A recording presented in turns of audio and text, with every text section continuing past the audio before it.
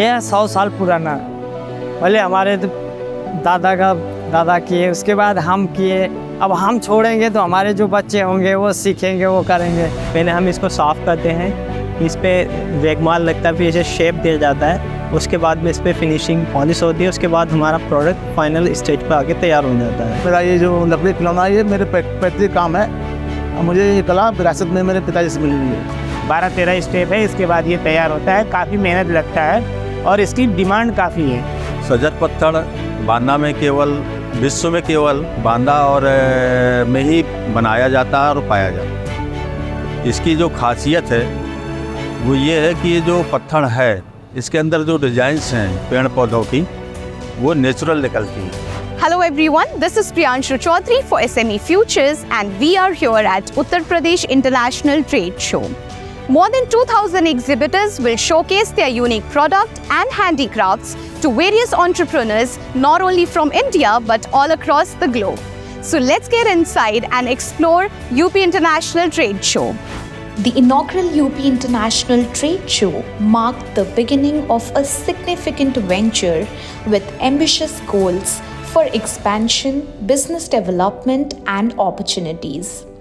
This event exhibited a diverse range of products, including ODOP and GI tag items, showcasing the immense potential of goods originating from Uttar Pradesh for the global markets. This show connected worthy products with both domestic and international B2B and B2C buyers, while also involved various stakeholders, including state government agencies, in charting a prosperous path for all involved. Black pottery is a unique and ancient craft of Nizamabad. Crafted from a special type of clay and fired at high temperatures, it holds a rich cultural significance.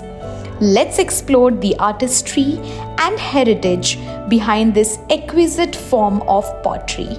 जैसे हम लोग हर जगह मेले को जाते हैं, हम लोग को खुद सरकार बुलाती है लेटर दे के।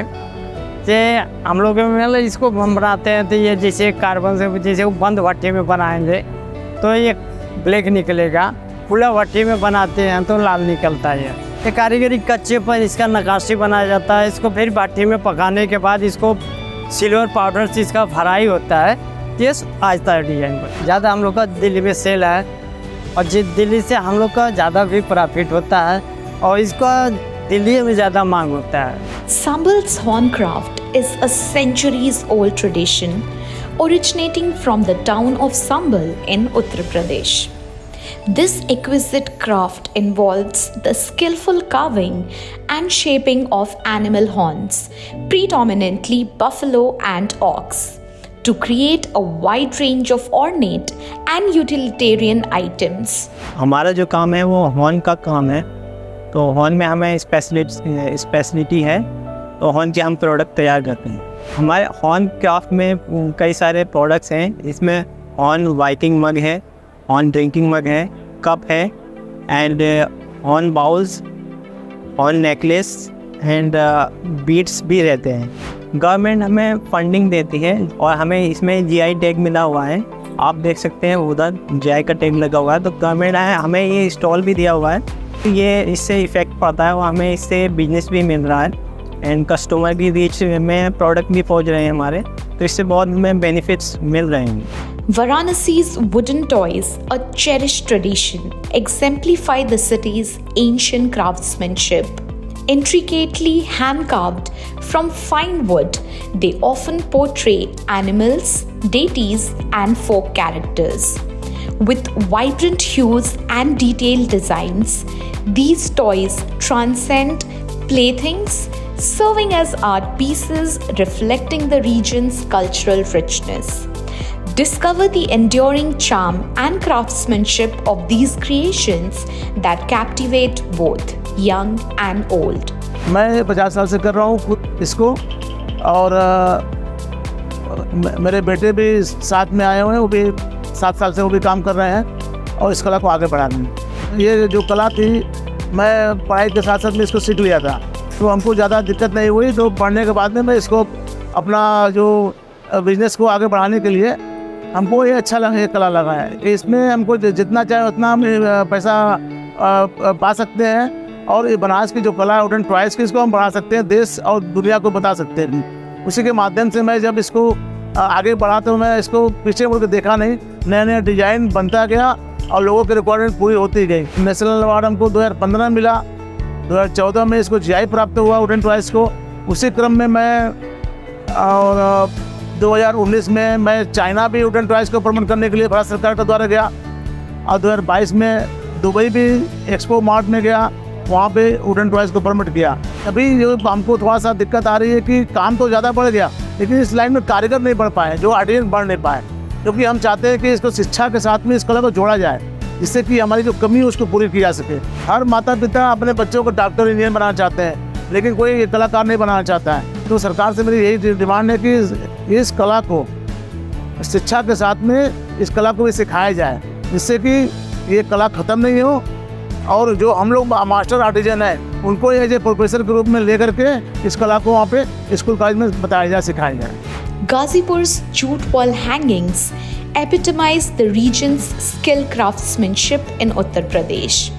Artisans intricately weave natural jute fibers to craft exquisite wall decor. These pieces blend traditional motifs with contemporary designs, lending eco-friendly elegance to any space. Discover the artistry and sustainability of Ghazipur's jute wall hangings, celebrating the enduring beauty of natural materials on your walls. ये जो wall hanging है ये पिछले सैकड़ों सालों से बन रही है, लेकिन जब ये 2010 के बाद से ये बिल्कुल ही ख़त्म हो चुकी थी। इसमें जब से हमारी मुलाकात इस गवर्नमेंट के आने के बाद लोगों से हुई, मैंने अपनी परेशानियों को बताया कि ये चीज़ें जो ख़त्म हो रही हैं इसको कैसे बचाया जाएगा। अपना गाजीपुर, बनारस, यही छोटे मोटे शहरों में अपना सामान बेचते थे। इसके बाद हमें मौका मिला निकलने का और ये चीज़ें फिर धीरे धीरे, पहले अभी 20-15 लोग रह गए थे बनाने वाले, और इसमें इस गवर्नमेंट ने ट्रेनिंग के माध्यम से और इसमें प्रचार प्रसार के माध्यम से इस काम को डेवलप किया, बढ़ाया। बाकी जो सरकारी संस्थानों से जो भी बेनिफिट मिल रहा है, ODOP से भी मिल रहा है, GI प्रोडक्ट में आप देख ही रही हैं कि मैं पिछले 2-3 बार यहाँ आ चुका हूँ, मुझे ऑर्डर भी मिल रहा है। मैं जूट से और भी तरह की चीज़ों का डेवलपमेंट कर रहा हूँ।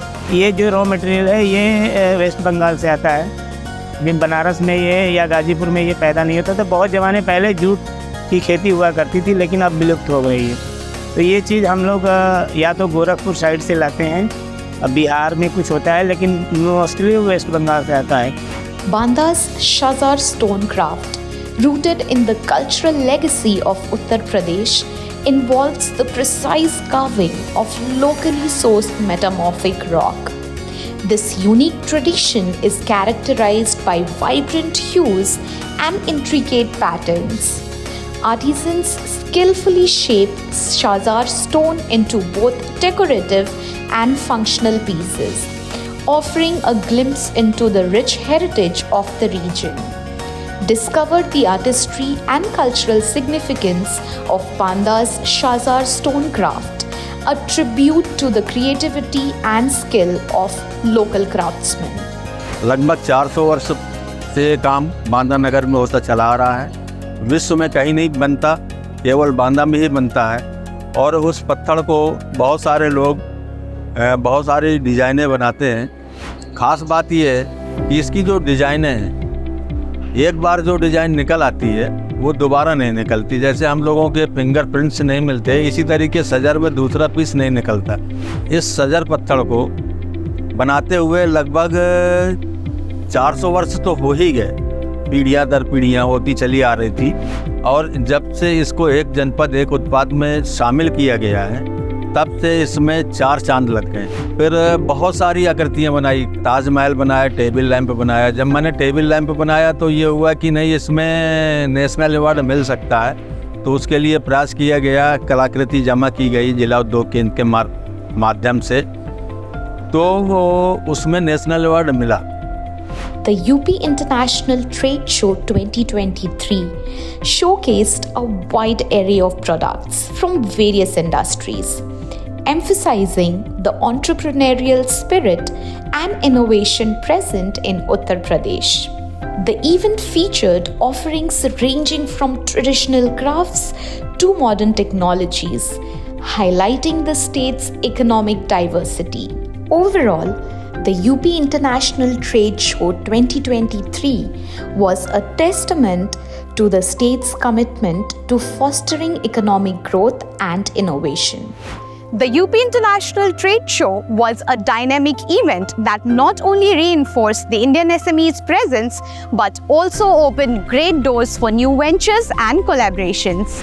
For more such videos, keep tuned in to SME Futures.